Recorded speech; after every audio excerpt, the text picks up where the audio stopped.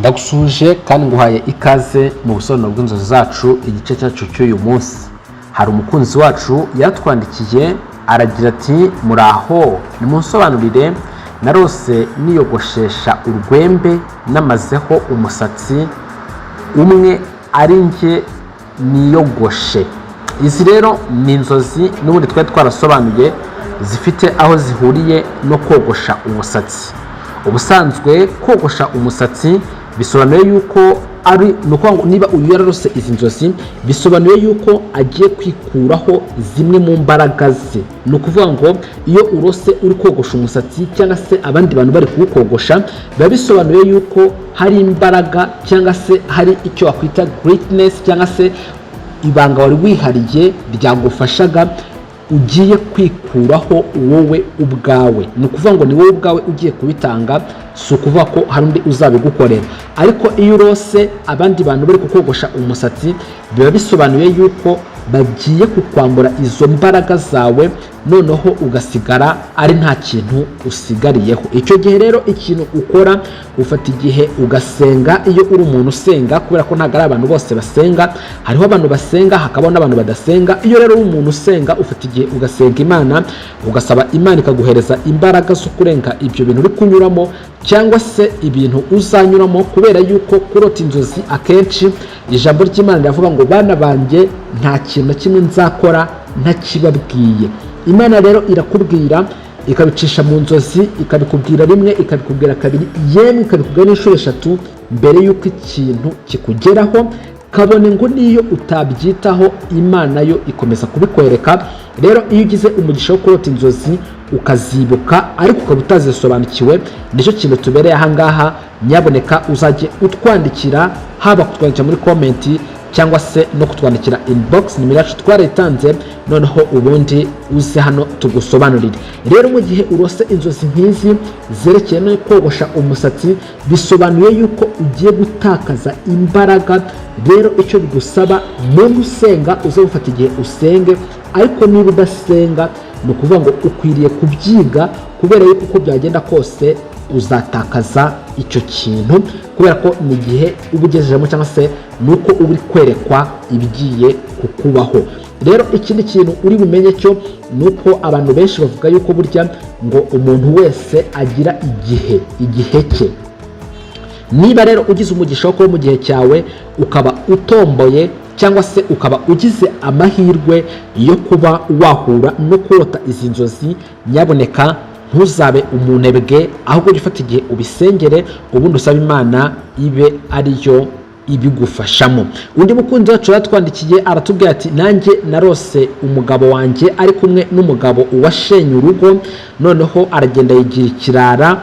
Hanyuma rero ngo baragenda bagura ngo ibintu by'ibiganiro, uwo mugabo akazajya amugira inama yuko nawe akwiriye gusenya. Uyu mukunzi wacu rero warose ibi ngibi, mu by'ukuri izi nzozi zo amahirwe menshi nta kintu zisobanuye, ahubwo izi ni reflection cyangwa se ni ibintu wirirwamo cyangwa se uwagiyemo biba byongeye bikagaruka.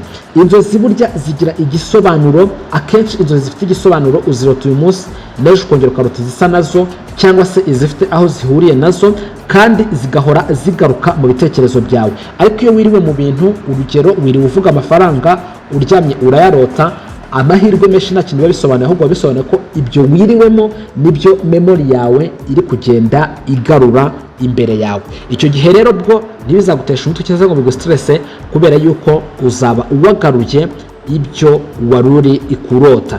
Nyaboneka rero niba ari ubwa mbere ugeze ahangaha, hano niho hantu honyine uzasanga ubusobanuro bw'inzozi.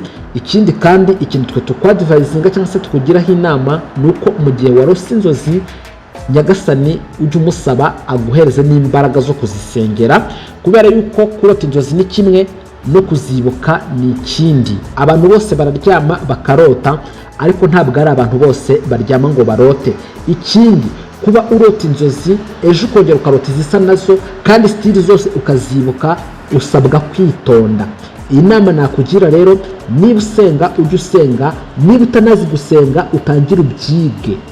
ego nta mpamvu ihari yo kubwira umuntu ngo agusengere, kuko aho niho haturuka imico mibi, niho haturuka ibintu by'ubunebwe. Nta muntu ukwiriye kugira ubunebwe, kuko Imana ni so. Imana irakwegereye kuruta uko undi muntu akwegereye. Imana ikwegereye kuruta uko imyambaro yawe ikwegereye. Icyo ukora, wiga gusenga mu mbaraga zawe, kuko ijambo ry'Imana riravuga ngo Imana yabwiye Gideyoni ngo uzagende uko imbaraga zawe zingana, ngo nanjye nzabana nawe. Si ngombwa rero yuko njye gusengera, si ngombwa ko pasiteri runaka agusengera, si ngombwa ko umunyamasengesho runaka agusengera, nta nubwo ari na ngombwa ko umuntu aguhanurira. Imana yagushyize imbere ukuri. Ukuri ni iki? Ukuri ni ijambo ryayo. Ni gute utagira Bibiliya ngo wicare uyisome? Niba utanayigira ukaba ufite smartphone, ukaba ubasha kumva iki kiganiro ndi gushiraho hano, bisobanuye yuko ushobora kubona na Bibiliya. Ujye ufata igihe usome Bibiliya, ubundi usenge, usabe Imana iguhereza imbaraga, ubundi uzagenda usobanukirwa n'ibintu bitandukanye. Mu gihe rero warose inzozi ntuzisobanukirwe kandi wumva zifite icyo zisobanuye ku buzima bwawe, rwose ntuzatindiganye, uzatwandikire hano, tuzagufasha tuzigusobanurire. Nyabuneka rero nkibutse yuko twamaze kuba dukora shop nziza cyane. Ba bantu mufite ikibazo, hari abantu usanga bafite ikibazo cy'uruhu, ugasanga uruhu rwarakunaniye, ushaka kuba urwara ibiheri se, byarakuzonze biri ku rundi rwego. Twamaze kubazanira ibisubizo cyangwa se ibyo ushobora gukoresha, ama product meza ukoresha, harimo amasabune meza cyane, ndetse hakabamo n'amascrub cyangwa se amascrub ngira ngo abantu benshi barayazi. Niba utayazi ariko ukaba ufite icyo kibazo, ukaba ufite uruhu rukanyaraye, wazanye iminkanyari, abantu bakora nashaje kandi udashaje, cyangwa se ugira ikibazo unuka igikara, cyangwa se ugira nuka ibyokere, ukunda kubira ibyokere byo mu kwaha na hehe, ibyo bibazo byose ntuzabyihererane. Mu gihe ukeneye amavuta yo kwisiga, mu gihe ugize gute, uzatwandikire kuri 0788339971, ubundi kabisa tugufashe kandi ukomeze ugire ubuzima buzira umuze. Kandi no mu gihe ufite inzozi zakunaniye, wumva ushaka ko twagufasha, watwandikira kuri iyo nimero, ubundi tukagufasha. Nimukomeze mugire amahoro. Ariko kandi nkwibutsa ko ushobora gutanga igitekerezo, ushobora kuduhereza inyunganizi uciye n'ubundi kuri iyo nimero, cyangwa se ukatwandikira muri komenti, tugakomeza kugenda tubana 5 kuri 5. Nimugire amahoro ya Nyagasani muri byose. Turabifuriza ko mwahaha kandi mukaronka.